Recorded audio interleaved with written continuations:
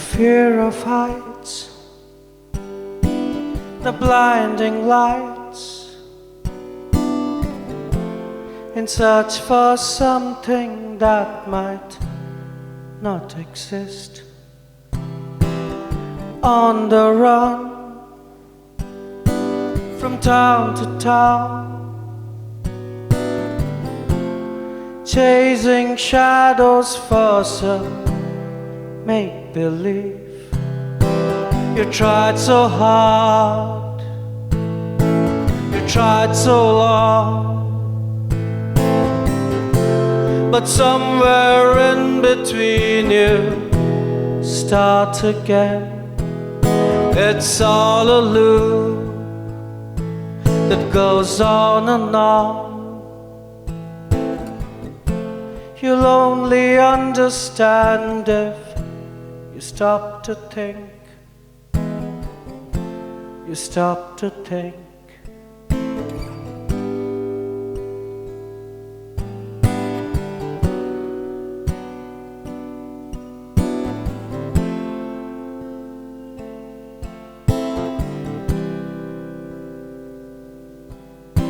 The spiral stairs, the darkened room,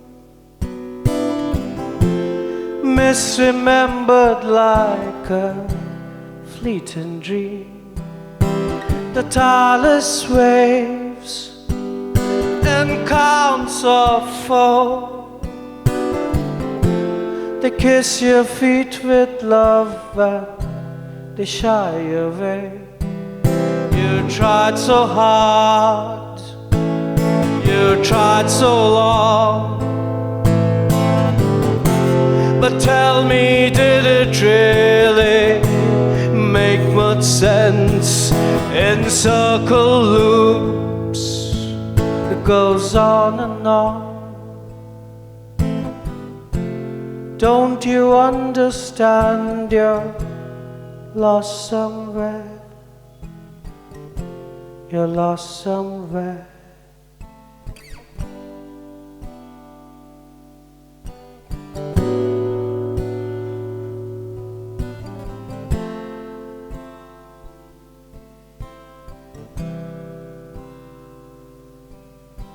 The fear of heights,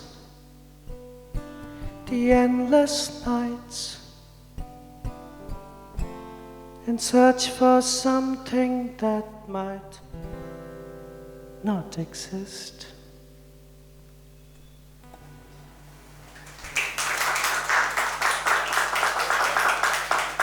For years now, there has been a word of a new metropolis, a special economic zone, funded by seed funders, beyond the control of the government, where there are all kinds of work, where there is no corruption, no violence, where the happiness factor is always accounted for. It was advertised as an egalitarian social living where you will own nothing and be happy. Miko could not disregard it anymore. He was weary of the unending journey that he embarked on once again. Work was scarce, people had become strange and rude and violent. It was as if his old world was slowly dying, and like a child watching his house burn, he did not know how to rebuild it. He did apply for the different jobs that the Metropolis offered, but it turns out he was not skilled enough to be employed. The constant moving around, changing jobs was a huge red flag for them. But there was another way to get in. Someone had told him that if he had no problem working for lesser jobs, then there are ways. Miko was willing to take his chances.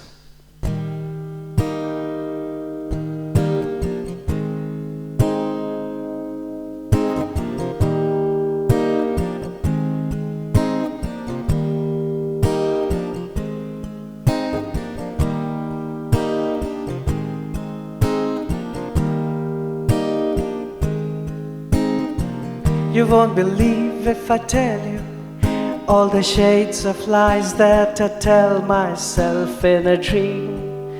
Well, it's all a scheme to keep myself from the swirling colors, faded visions in the cold dark corners you see.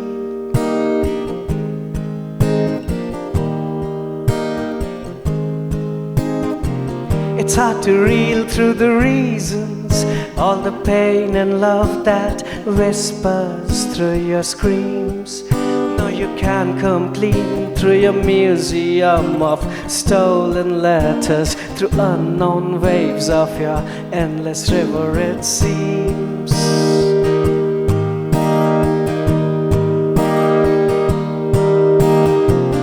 All the loveless nights you spend with all the fears locked in your head, like the wind that whispers to the sea.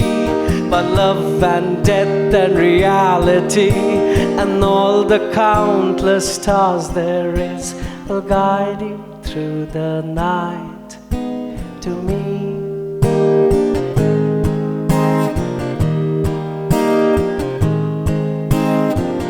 Through the grief, through the sorrow, through the endless wars that you rage against yourself. It's a pointless game to keep myself from the swirling colors, faded visions in the cold dark corners you see.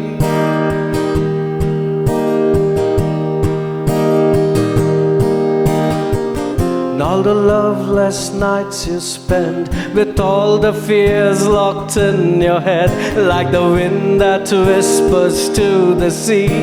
But love and death and reality and all the countless stars there is will guide you through the night to me.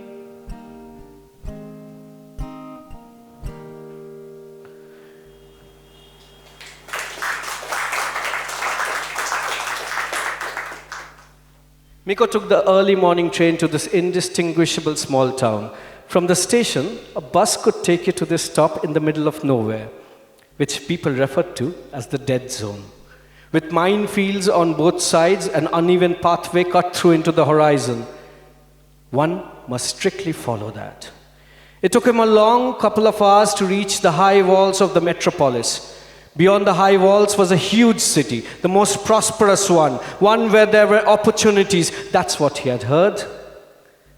There were 11 long queues in front of the 11 counters that led to the entrance of the Metropolis. It was early evening when Miko reached the counter.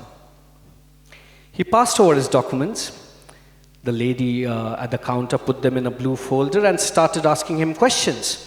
Questions that were not about his life or his abilities or his achievements.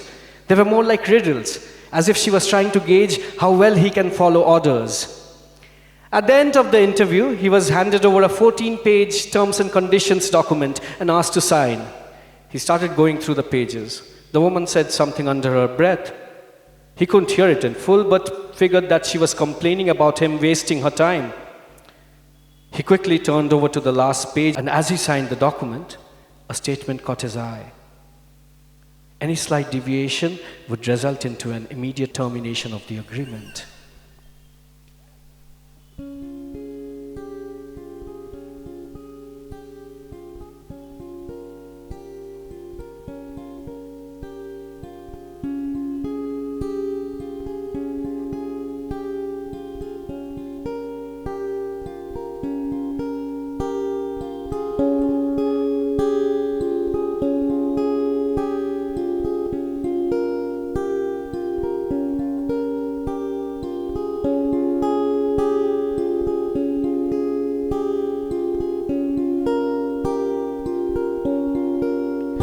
And the shining citadel, through its screaming walls of fear, will direct you what to do, in line with its grand design.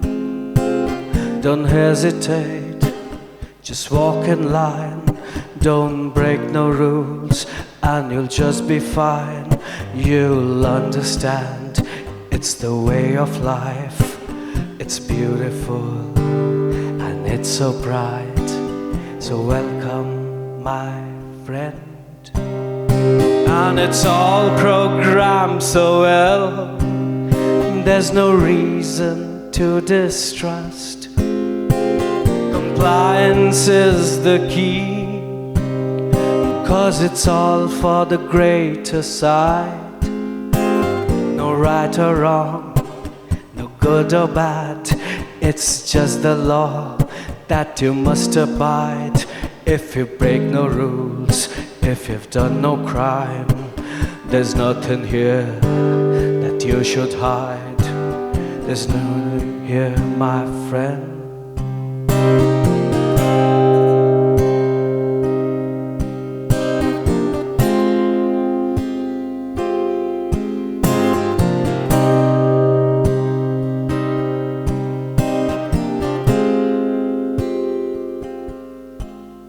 Don't you dare disobey.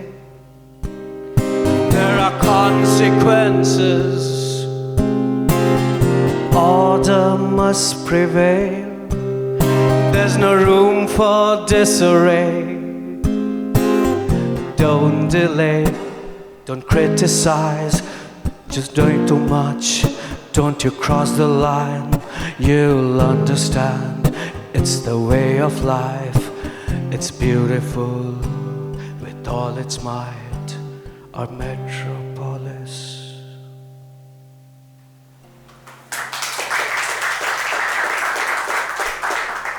At the exact center of the metropolis was a huge gargantuan building soaring above all the others. It was called the Citadel. All the roads converged on this centerpiece. It had no windows and just a single entrance, guarded heavily by machine guns and armed personnel in a uniform that made them look more like stormtroopers from a Star Wars movie. Miko was appointed as a menial clerk on the 17th floor of the Citadel. His desk was in room 17F in the 10th row of the 7th circle around the panopticon tower that was at the exact center of the massive circular room. The tower had glass windows about 20 feet from the floor, with floodlights placed just below each of them. It was a 12-hour shift, 6 days a week, with 2 15-minute breaks each day when one could only access the pantry and the washrooms. The food was bland, the room was stuffy. His everyday routine was to type all the documents that were kept on his table without fail. There was nothing to think about or ideate. He just had to type, word by word.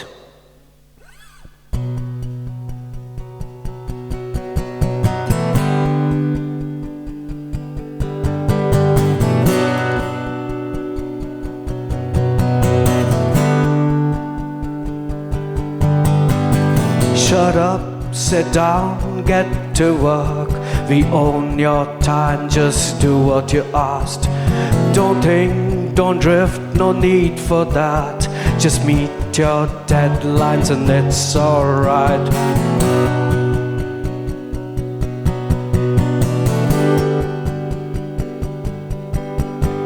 Shut up, sit down, get to work. Stop wasting our time, you're not paid for that. Don't crib, don't judge, don't think too much. You're on our payroll, remember that.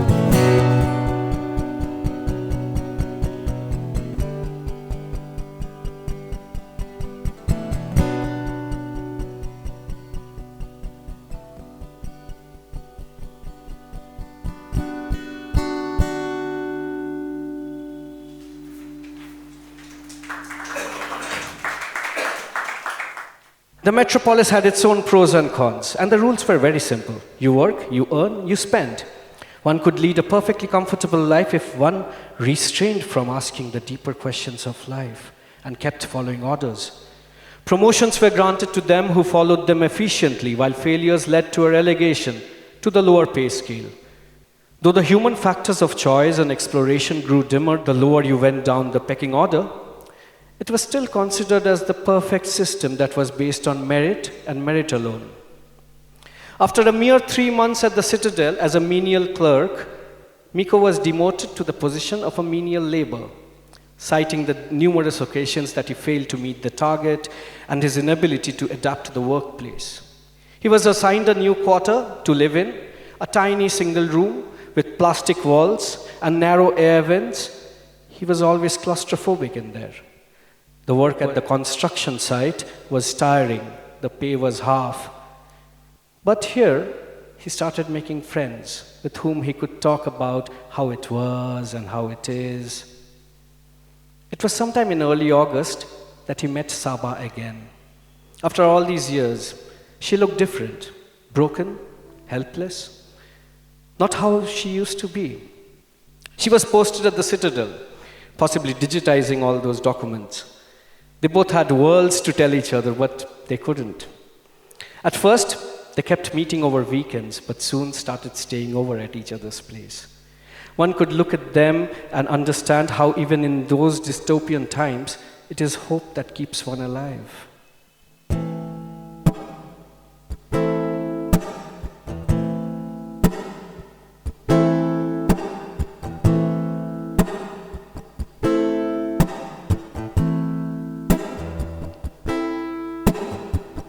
Dead drunk carcasses waltzing on the street, painted like a fallacy on monochrome sheets. Low-key cacophony of clickbait romance. Seal it in an envelope and send it with love.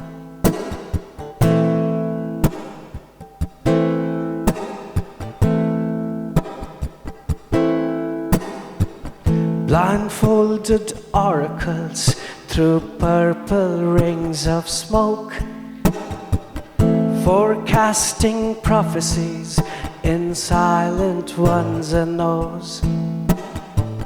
Sugar-coated poison that bleeds into my brain. Our plastic apocalypse, it's beautiful, insane. Nagging verses on repeat that speak my love for you. Watercolored on giant screens in 19 shades of blue. Faded reels of photographs of cubicles on fire. In a plastic apocalypse, you're the queen of my desire.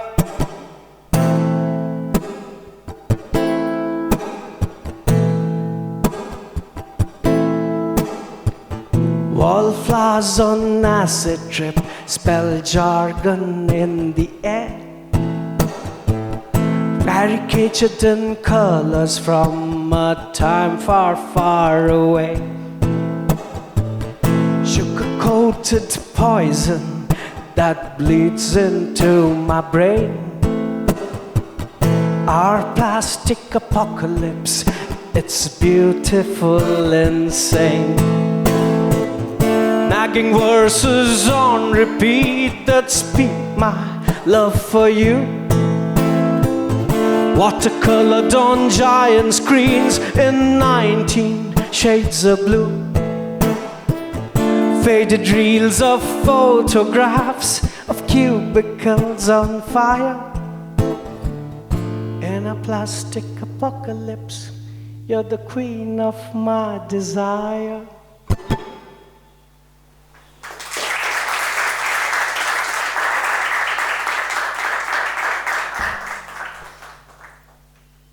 Both Saba and Miko were getting restless. The Metropolis was like a prison to them. You could get in, but technically it was impossible to get out. It was all in the fine print of the terms and conditions of the contract, which they did not read. They both tried to contact the authorities to apply for a visa for a vacation outside the walls, but their applications were rejected every single time. Apparently, one could only visit the other metropolises, that too on a guided tour. And that was way beyond what they could afford. Saba put down her drink and said, "We all came here because our old world had failed us miserably. But this dystopian nightmare with all its pomp and its glory will suck the life out of all of us." Miko could feel the pain in her eyes, but did not know how to respond or to comfort her. He held her hand as she continued. "Why are we so ambitious and greedy? What do we actually gain? We all have to leave one day just as we arrived with nothing at all. Why can't we live like other animals, just mind our own fucking business?"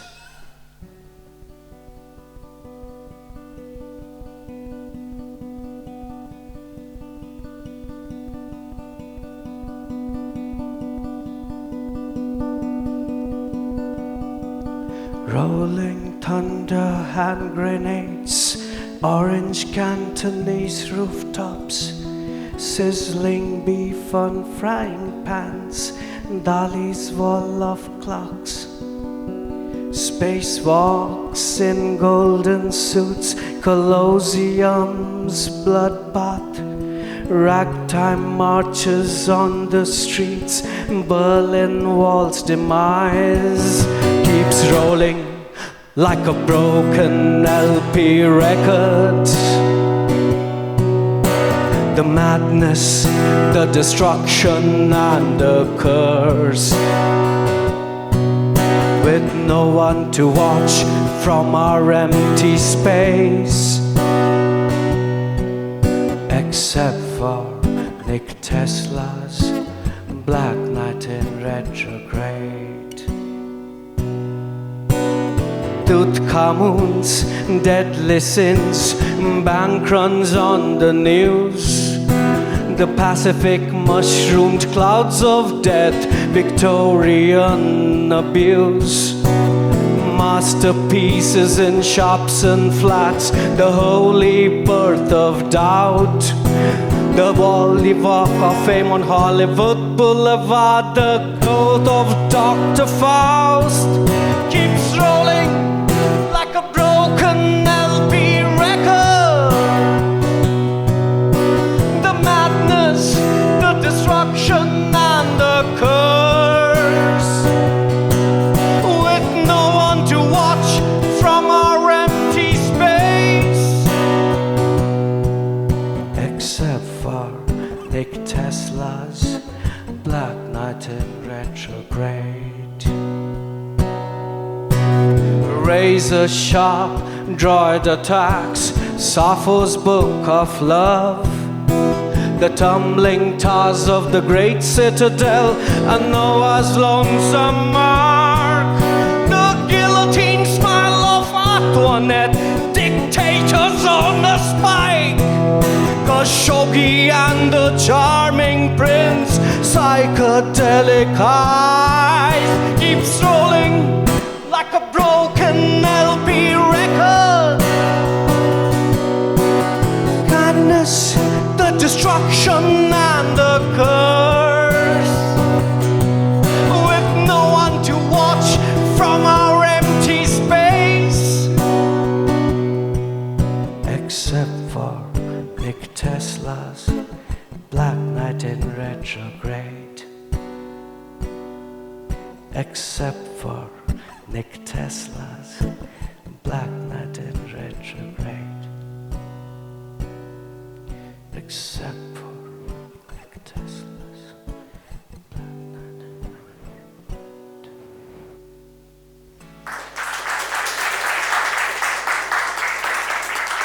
The opportunity of an escape suddenly chanced upon Miko. In the new construction site near the southern walls, they were blasting through the foundation to build a new observation tower. The blast accidentally demolished the sewer walls that led to the flooding of the site. This section of the sewage system was immediately shut down to prevent further overflow. Miko was working near the electric cables when it happened. He had an idea. He immediately cut off the electric lines that connected the sensors and the cameras, creating a temporary blackout zone, making it seem like a part of the accident. Saba came to see him at the site after her shift. They had already drained out the sewage water by then. Miko and the others were busy clearing the debris. He pulled her aside and said, "Let us run away." Saba was a little amazed, but her eyes lit up. She softly asked, "How?" Miko looked around and whispered, "The accident today cracked a big hole in the sewage pipes." He pointed at his bag and continued, "Put on my spare clothes and lend a hand. We'll take our chances when the shift changes." It is difficult to tell for how long they walked through the dark, damp, smelly sewer, but at one point, they both felt a cold breeze. They kept following it. It was their only chance. They climbed out through an open shaft onto this vast, barren field, and in the light of the moon, All they could see was an unending grassland beneath a sky that looked nothing less than ethereal. There was no sign of life or of human existence, or the road, or the wall. Nothing. It was just an open space under the star-studded sky. They were tired and excited, and a deep sense of freedom filled their insides. They decided to continue the following morning and sat down with their back against a rock and kept looking at the stars in the sky and the Milky Way.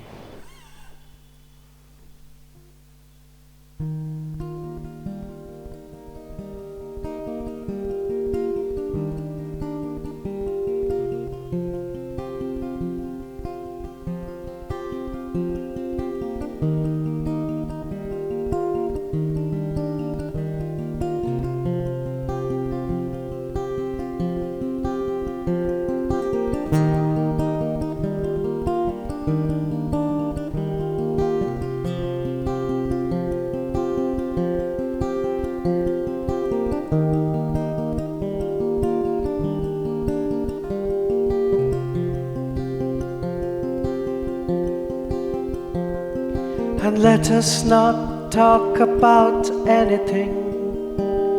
Let us hear what the night has to say, in words unspoken, in hues of white and grey, in feelings that were never felt. And let us not talk about anything of the things we wanted to be, of the dreams of the curse, in a silent broken verse, in lies and make-believes. And let us not talk about anything of the things we want to hear, those vague little praises in flattered words and rhymes that makes us feel so good. And let us not talk about anything. Let us hear what the night has to say, in stories strange and weird, with no context at all, with no burden that might just stay.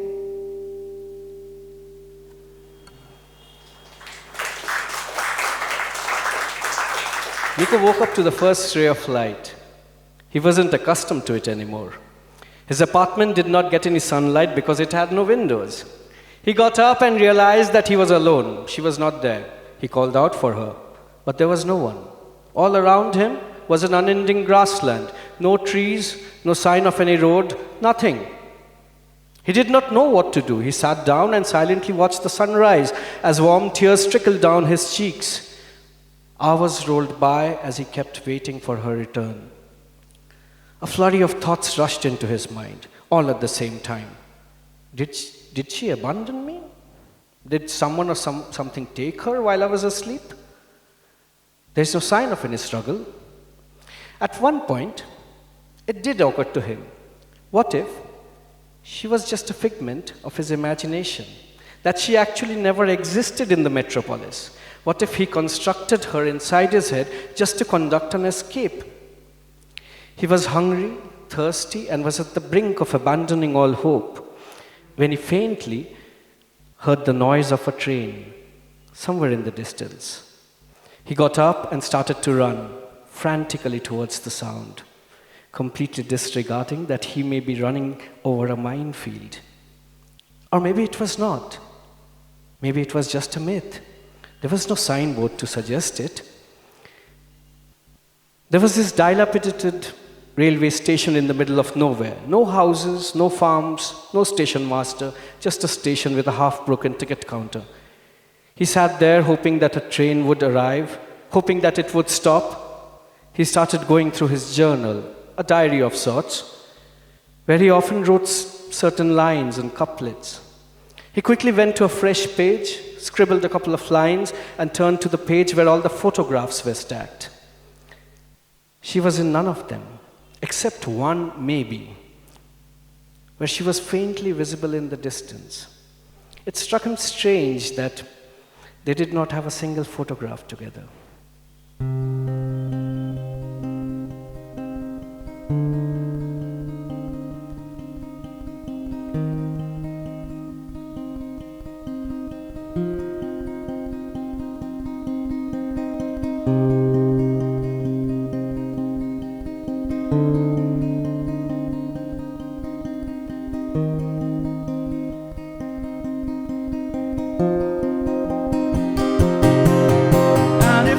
Yourself ensnared between the beauty and the curse, trying to leave your world behind in search of something else. But there is no escape from this life, ain't chained to fake dystopian dreams, and it all repeats itself in lifeless echo chambers in perfect sync, in perfect sync. Blind horses and victory laps through tracks of checkered maze, scrap parts of fighter jets on sale with telephones, speechless in a crowd of lonely people on a train going somewhere to escape. Speechless in a crowd of lonely people on a train going somewhere to escape. Old men in masquerades, deciding what the future holds. Deep fakes of sanity in dialogue with madness. Rhymes that turn and bind like the spiraling of stairs leading someplace close to you. Rhymes that turn and bind like the spiraling of stairs leading someplace close to you. It's the end of the fucking world, graffitied words laid the claim. Beat poets and circus clowns, they're dressed up for their final gig. Screams of reason tied and locked in tiny crystal boxes, posted somewhere far away. Screams of reason tied and locked in tiny crystal boxes, posted somewhere far away. Screams of reason tied and locked in tiny crystal boxes, posted somewhere far away. Screams of reason tied and locked in tiny crystal boxes, posted somewhere.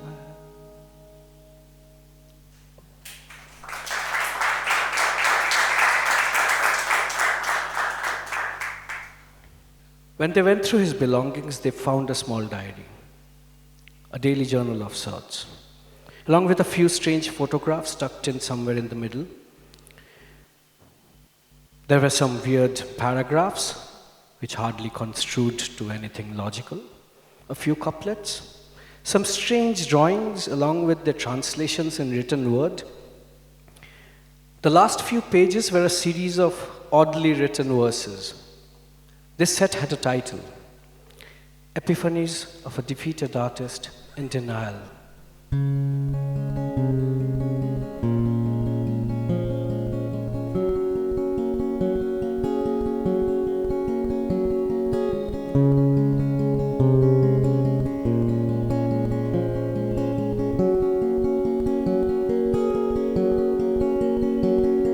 Of all the little things that we can control, Like waves, they crash and die onto the shore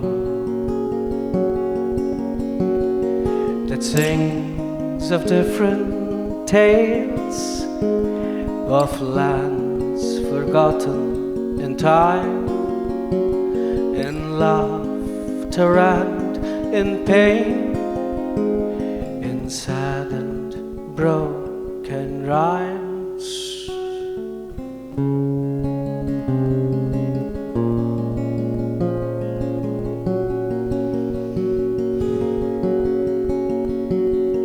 Of all the things we love, yet we let them go,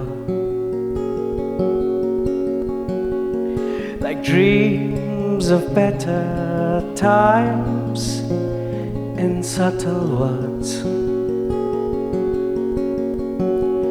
The stars, they blink and paint all the songs that are kept unheard of two colliding worlds that slowly drift apart.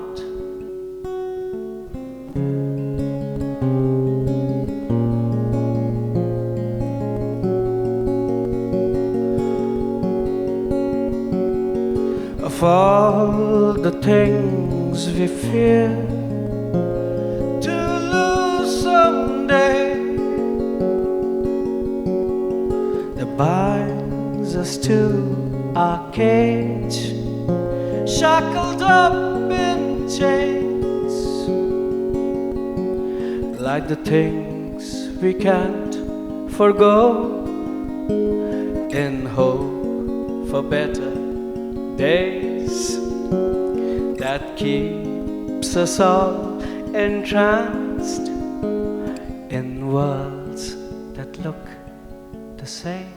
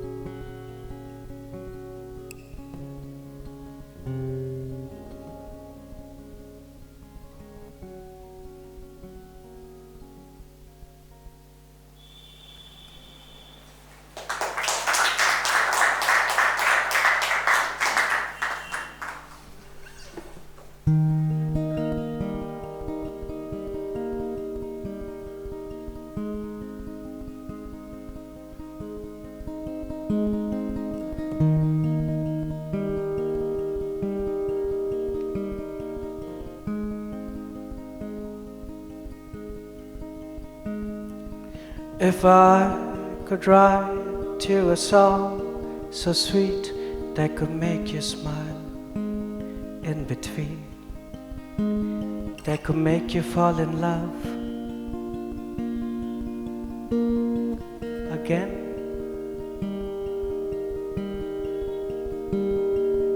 if I could only fix the world with words of hope and love.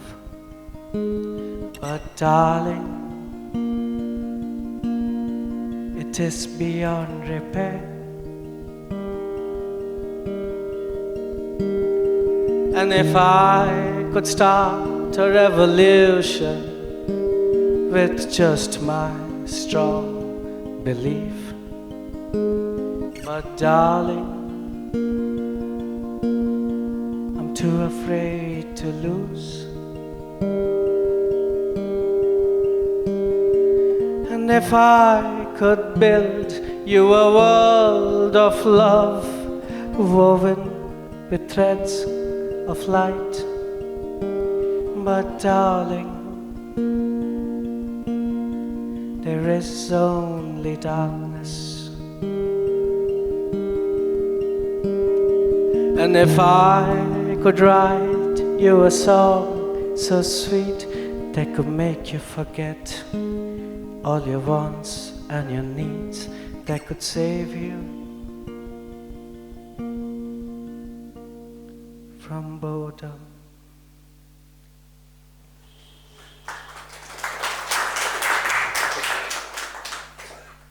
Side entry number 18, Tuesday, midnight.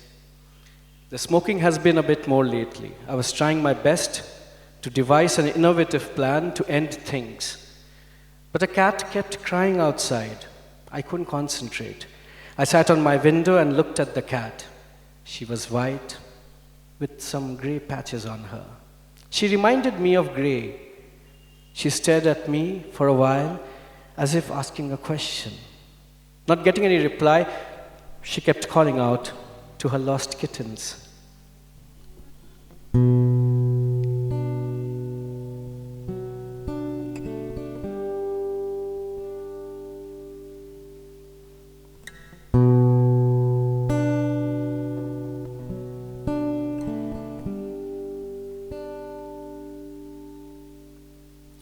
It's midnight. How the silence grows. But if you're here too close, you can hear the distant wail of a cat somewhere in search of her little ones. The burning of a joint, the low hum, and the voices that echo in your head. But you have no one to talk to, even if you'd like to, though you just speak to yourself.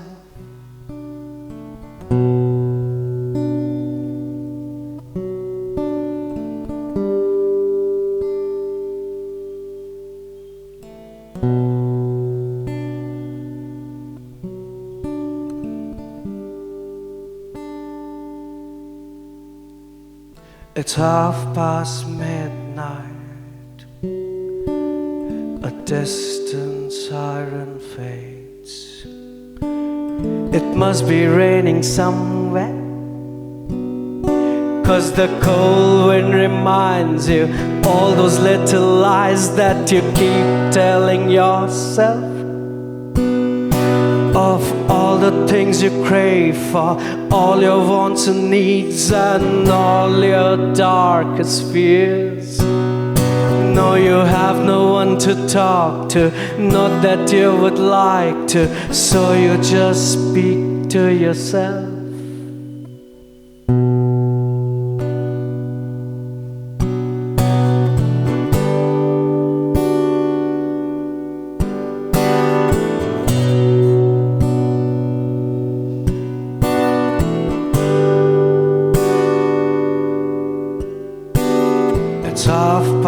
Midnight, and you want it all to end, but somewhere deep inside, you know you really like to suffer on your own. You kinda grown fond of it now, so you smile at yourself, stop your cigarette, and just turn off the lights. And you have no one to talk to, even if you'd like to, so you just keep to yourself. Yes, you have no one to talk to, even if you'd like to, so you just keep to yourself. No, you have no one to talk to, even if you'd like to, so you just speak to yourself. Oh, you have no one to talk to, even if you'd like to. Does it really matter anymore?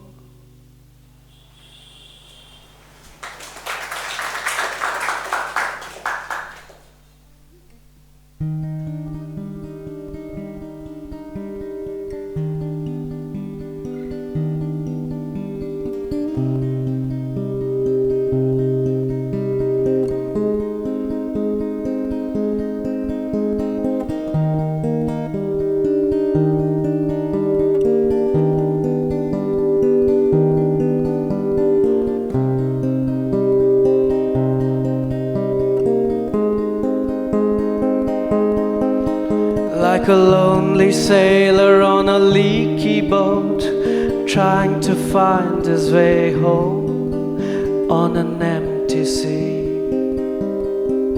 It's getting darker now,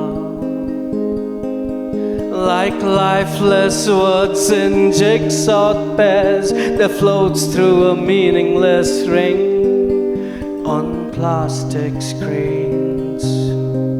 It's getting darker now. From a broken lighthouse far away through the smoky fog of time, you tried to reach my hand as we slowly drift apart.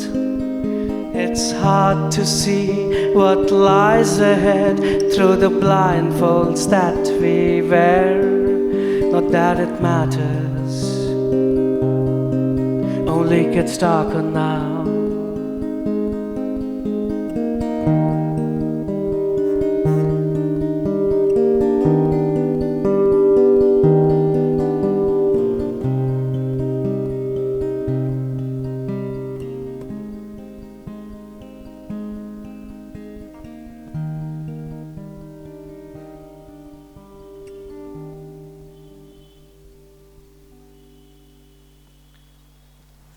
Thank you, you've been a great audience.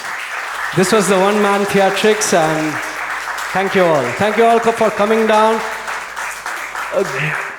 Give a round of applause to the Creative Arts Academy for letting me do this.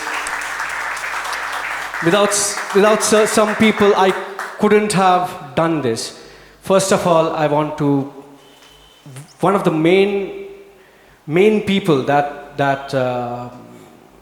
pushed me to this is Neha, and my department, Comparative Literature, Shayantanda is here. My parents, my father and my mother came for the first show in my life. I've been performing for the last 20 years. And yeah, thank you all. Thank you and good night.